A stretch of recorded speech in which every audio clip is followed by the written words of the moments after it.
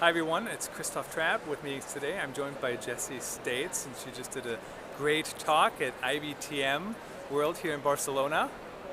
Thanks for joining us. Hi, nice to be here. And she's the head of meeting innovation at MPI. So I'm slightly jealous of that kind of title. That is really awesome.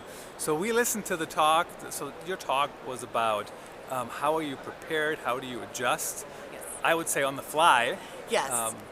Yes, we talk about kind of adjusting on the fly, but there's actually a process to responding to incidents that occur at your meetings or events. So it's kind of not just like coming up with some actions to take. What do we need to do? There's an actual process that you need to take in order to address any kind of incident that occurs at your meetings or events, and that begins with assessing the situation.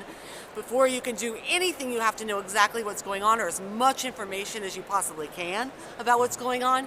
You can't kind of create your actions or what you want to do until you really understand the threats associated with any incident that's occurred. And after that, you want to make sure that you set some goals and objectives for yourself. So what are we trying to accomplish with whatever actions we need to take? And then you can step back and start to look at what action items or tactics you need to take in order to resolve, mitigate, or reduce the risks of what's happening according to the incident that's occurring.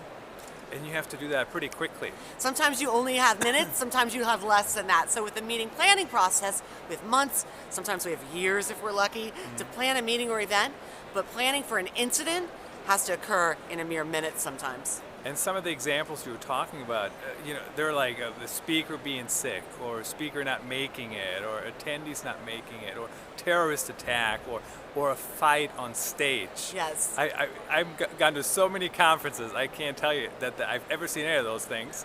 I did see, I presented a session in which I discussed a possible attendee altercation at a meeting recently, and no one in the audience had kind of ever had that happen, but there was one woman walking by and she was just kind of like, yep.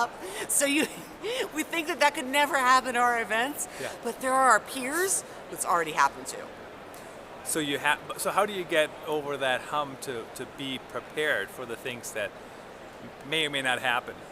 It's hard because it can be absolutely overwhelming when you think about the number of things that could go wrong at your meeting or event. So it's really important to conduct a thorough risk assessment to understand what are some of the things that are the most likely to happen and what are some of the things that have the most consequences, and plan for both of those things. So you might have bosses that say that could never happen at our meetings.